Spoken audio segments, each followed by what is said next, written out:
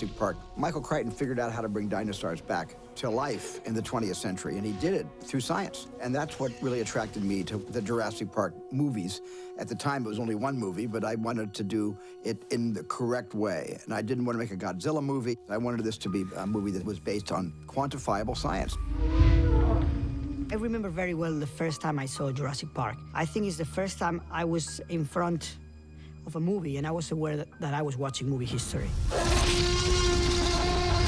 I knew that from that moment on, everything would be possible to put on the big screen, no matter how crazy that would be, in a realistic way.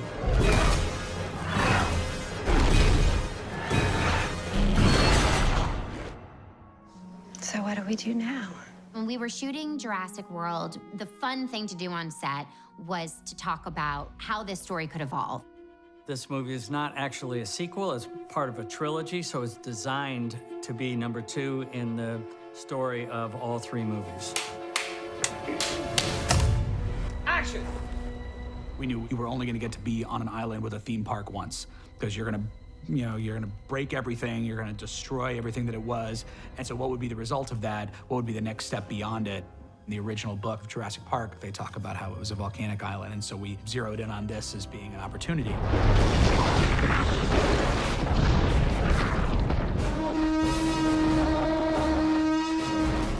We're literally blowing up the island so that we won't go back to the island. We needed to move on. We needed to expand, and that's what we're doing in this film. I love how the film opens a grand spectacle and then becomes this kind of claustrophobic experiment in terror. We wanted J.A. Bayona to direct this movie because he lives in a world of childhood nightmares. If you look at the movies that he's done, and if you look at The Impossible, if you look at Monster Calls, even The Orphanage, they're all very suspenseful, on the edge of your seat kind of filmmaking. Okay. Michael Crichton's Jurassic Park was based upon real scientific theories. So these stories have to be grounded. You need to do them right. They need to feel 100% real. He has a need to make the audience feel what he's feeling. So that's why Jay's movies always keep mixing genres. Nothing is black or white, and the complexity of the human beings is the interesting part of the story. Yes, yes, yes, yes, or actually, yes. It's good to have a film professor as your director.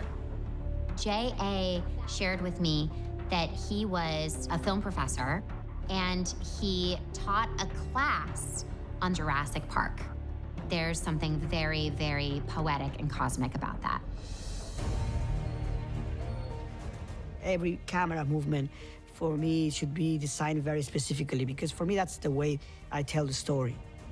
With J.A., it's not so much what is there, but what might be around the corner. There's nothing in there. The tail, go back. Jay's ambition was to really do something very unique, something that stands out by itself as a piece of beautiful filmmaking, but at the same time integrates in the story. I did 3 movies in Europe, so I was able to show people this is what I do. And I was so fortunate that some of the people responsible of Fallen Kingdom saw those movies and thought I was the right guy to do the next one. And of course, I always wanted to work with Steven Spielberg. They showed me the cut, and I saw it by myself, and I thought J.A. just knocked it out of the ballpark. And for me, it was very special because I grew up watching these movies, and having Steven's approval was something very special.